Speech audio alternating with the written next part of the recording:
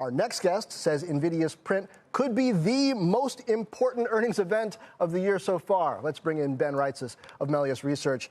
Ben, okay, 3 months ago, this thing was at 305. It's at around 470 today after popping 8.5% on no news today. How good does this print have to be?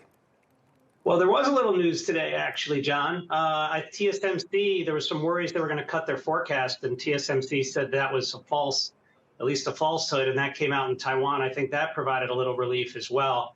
But a lot of people have been out bullish, including ourselves, and we're still very upbeat. We think long-term there's $20 in earnings power here. Not sure which quarter they'll demonstrate that, and that warrants a $625 target.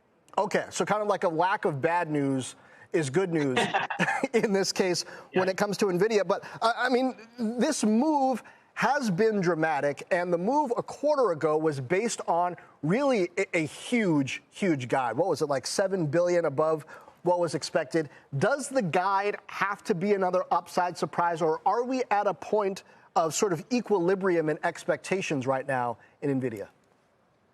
Oh, I don't know about equilibrium. I mean, this is a go-go stock right now. I think that this quarterly call needs to be different than the last one. The last one was like a fall off your chair guide. Literally, I almost did. It was $4 billion above what anybody, above their above expectations. And it really showed that AI was taking off. I think this time they need to be a little more careful. They need to make sure we don't get out over our skis, and they need to answer a few questions. First, they need to talk about supply. Packaging supply has constrained TSMC, so they need to kind of walk us through in a little more detail on how they're going to ramp at TSMC so that we know the demand will eventually ship. The demand is out of sight.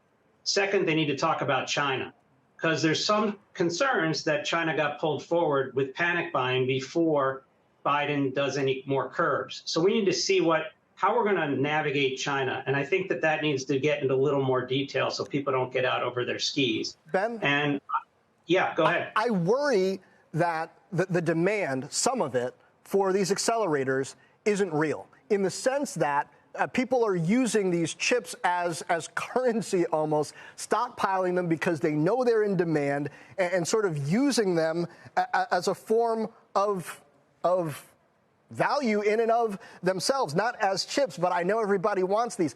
Do they have to explain that? Is there concern out there that the demand is partially based on hype as well as based on the real demand out there for AI?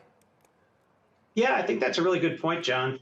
I mean, we had some checks during the quarter where Nvidia was actually asking a lot of questions of their customers, being, hey, is it real? I actually think the company is doing a really good job of trying to figure out what their customers are using everything for, so they actually can avoid that problem.